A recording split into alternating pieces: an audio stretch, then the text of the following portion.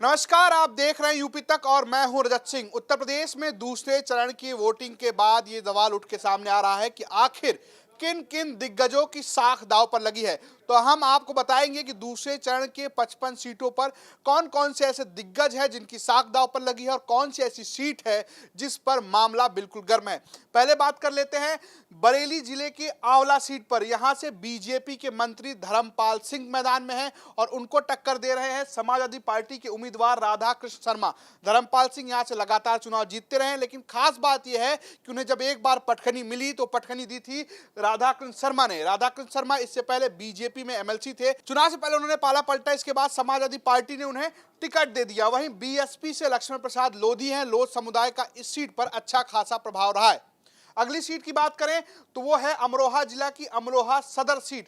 अमरोहा की सदर सीट से महबूब अली चुनावी मैदान पर। समाजवादी पार्टी के कद्दावर नेता हैं, लगातार चुनाव जीतते रहे हैं। एक बार फिर उनसे ये उम्मीद कर रही है समाजवादी पार्टी कि वो अमरोहा की कम से कम ये सीट समाजवादी पार्टी के खाते में डालेंगे। लेकिन टक्कर इसलिए ज्यादा बड़ी हो गई क्योंकि बीजेपी से राम सिंह सैनी यहां पर उम्मीदवार है। सैनी वोटों का इस सीट पर अच्छा खासा प्रभाव है। इसके अलावा बीएसपी ने नावेद को चुनावी मैदान में उतारा है। चूंकि एमवाई समीकरण की बात की जाती है, ऐसे में बीएसपी की तरफ से मुस्लिम उम्मीदवार आने से यहां पर सपा के महबूब अली के लिए थोड़ी सी मुश्किलें खड़ी हो रही हैं। लेकिन चुनाव से ठीक पहले जिस तरीके से कांग्रेस उम्मीदवार ने यहां से अपना नाम वापस ले लिया, ऐसे में कहा जा रहा है कि सपा के लिए सीट आसान हो सकती है। अगली सीट की बात करें तो वो है रामपुर की बिलासपुर सीट। बिलासपुर सीट से बीजेपी से मंत्री बलदेव सिंह औलख मैदान में है। बलदेव सिंह औलख एकमात्र योगी सरकार में सिख मंत्री है, लेकिन जिस तरीके से लखीमपुर खीरी में कांड हुआ, किसानों के ऊपर गाड़ी चली, तो ऐसे में माना जा रहा है कि सिख वोटर बीजेपी से नाराज है।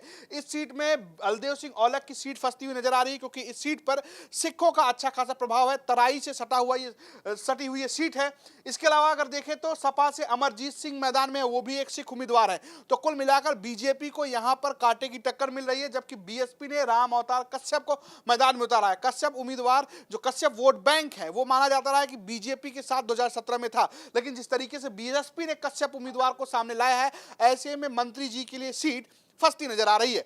अब अगर अगली सीट की बात करें तो वो है संभल की चंदौसी सीट। चंदौसी सीट भी इसलिए महत्वपूर्ण है क्योंकि यहां से बीजेपी सरकार में मंत्री गुलाबो देवी मैदान में है। उम्रदराज है, लेकिन एक तरीके से राजनीतिक दिग्गज है, लेकिन इस बार उनको चुनौती मिल रही है सपा की विमलेश कुमारी से और बीएसपी के रणविजय सिंह से। तो कुल मिलाकर समाजवादी पार्टी इस सीट पर बीजेपी को घेरने की कोशिश कर रही है। अगली सीट की बात करें तो वो है सहारनपुर की देवबंद सीट। 2017 में देवबंद की सीट इसलिए चर्चा में आई क्योंकि यहां से बीजेपी ने जीत दर्ज कर ली। मुस्लिम बाहुल्य सीट होने के बाद भी बीजेपी ने 2017 में सहारनपुर के देवबंद पर कब्जा किया। बीजेपी से विधायक बने ब्रजेश सिंह रावत।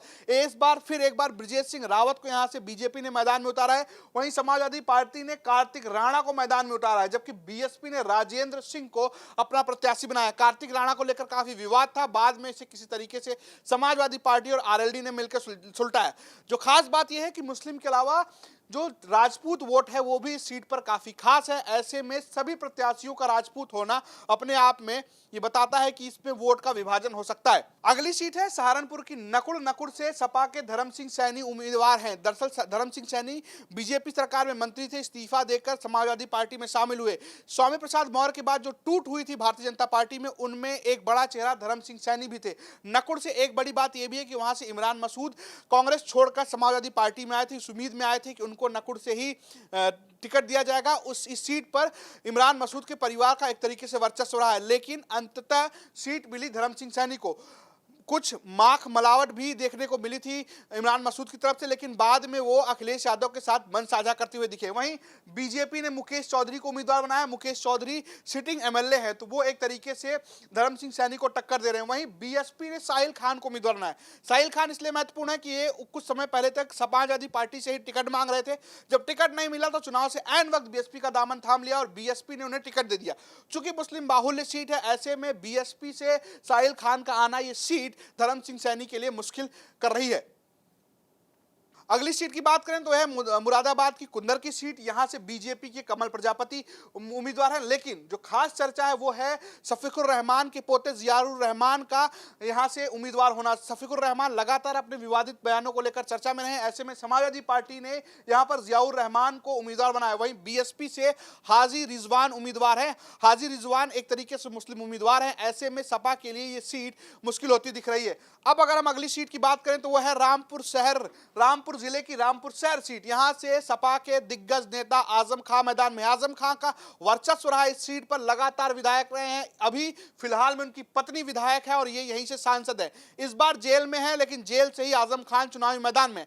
लेकिन कहा जा रहा है कि आजम खान के लिए सीट आसान नहीं होने वाली, क्योंकि यहां से कांग्रेस के उम्मीदवार है नवाब काजिम अली खां उर्फ नवाब मियां, जो कि रामपुर के नवाब खानदान से आते हैं और लगातार आजम खान को टक्कर देते रहे। स्वार सीट से विधायक भी रहे नवाब काजिम अली खां, तो इनका भी एक पकड़ है रामपुर में। जिस तरीके से तुर्क और अंसारी वोटों का बंटवारा होता है, ऐसे में काजिम अली खां के आने से आजम खान के लिए सीट फंस रही है। बीजेपी ने आकाश सक्सेना को उम्मीदवार बनाया है। आकाश सक्सेना वही शख्स है जिन्होंने आजम खान के खिलाफ तमाम केस दर्ज किए थे। अब अगर हम अगली सीट की बात करें तो वह है शाहजहांपुर सदर सीट। यहां से बीजेपी के वित्त मंत्री सुरेश खन्ना मैदान में लगातार विधायक रहे हैं। एक बार फिर उनके सामने चुनौती है कि वो अपनी सीट बचा पाएंगे या नहीं। ऐसे में समाजवादी पार्टी ने यहां से तनवीर खान को मैदान में उतारा है। वहीं बीएसपी ने सर्वेश चंद को मैदान उतारा है।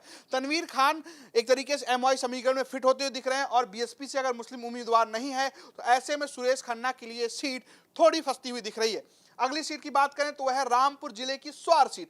स्वार सीट से आजम खां के बेटे अब्दुल्ला आजम मैदान में है। अब्दुल्ला आजम 2017 में यहीं से चुनाव जीते थे, लेकिन उनके उम्र को लेकर जो विवाद खड़ा हुआ उसमें उनकी विधायकी रद्द कर दी गई। फिलहाल मामला सुप्रीम कोर्ट में है।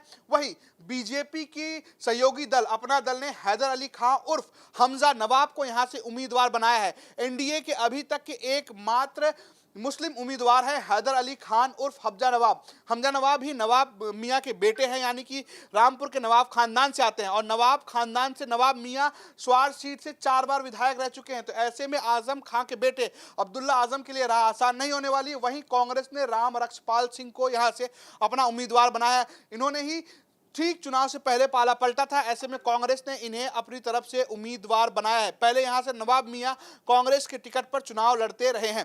अब अगर हम अगली सीट की बात करें तो वो है शाहजहांपुर की तिलहर सीट। यहां से सपा के से रोशन लाल वर्मा मैदान में। रोशन लाल वर्मा भी बागी विधायक हैं जो बीजेपी में थे, लेकिन चुनाव से ठीक पहले समाजवादी पार्टी में शामिल हो जाते हैं और उनको तिलहर से उम्मीदवार बनाया जाता है। वर्मा वोटों का इस सीट पर काफी प्रभाव, यानी हम कहें कि वर्मा साक्य सैनिक कुशवाहा जो वोट है उसका इस पूरी सीट पर अच्छा खासा प्रभाव है। बीजेपी ने ऐसे में सलोना कुशवाहा को अपना उम्मीदवार बनाया है। वो भी एक तरीके से कुशवाहा वोट बैंक में सेंधमारी की कोशिश करेगी। वहीं बीएसपी ने फैजान अली खां को उम्मीदवार बनाया है।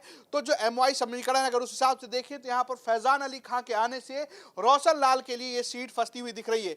ये रही उत्तर प्रदेश की वो हॉट सीट जिसकी चर्चा लगातार चल रही है। अब बड़ा सवाल यह है कि आखिर 10 मार्च को कौन कौन से दिग्गज अपनी साख बचा पाएंगे। विधानसभा चुनाव 2022 से जुड़ी तमाम बड़ी खबरों के लिए देखते रहिए यूपी तक। नमस्कार।